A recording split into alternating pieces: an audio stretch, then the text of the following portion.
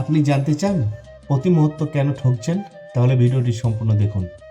ভাই, দুনিয়াতে সবাই তো ভেজাল করছে, তাহলে আমরা ভেজাল করলে কিরকম হয়? মিষ্টিওয়ালা ভাবছি, আমি তো মিষ্টি খাই না, তো এই মিষ্টির মধ্যে যদি একটু ভেজাল দিই তাতে আমার কোনো ক্ষতি হবে না। যে কিনবে যে খাবে সে বুঝবে, আমার তো কোনো ক্ষতি নেই। মিষ্টিওয়ালা মিষ্টির মধ্যেও ভেজাল দিয়েছে। মাছওয়ালা ভাবছি, এই মাছ তো আমি খাবো না, যে খাবে সে বুঝে নেবে এই মাছের মধ্যেও কেমিক্যালের ভেজাল। বছরের পর বছর ফ্রিজে ভরা আছে কিন্তু তাজা, খারাপই হয় না।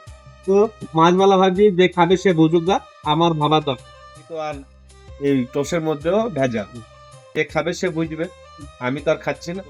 বাজার শেষে সবাই যখন নিজের নিজের ঘরে ফিরে যাওয়ার সময় হলো, তখন মাশাআল্লাহ ছেলে মেয়ের জন্য মিষ্টি, বেকারি থেকে টোস্টওয়ালা, ঘরের জন্য মিষ্টি, সবাই সবার জন্য কিনবো। শেষে দেখা যাচ্ছে যে আমরা সবাই ভেজাল খাচ্ছি। তাই যদি আপনি নিজে ঠকতে না চান তো অন্যকে ঠকাবেন না।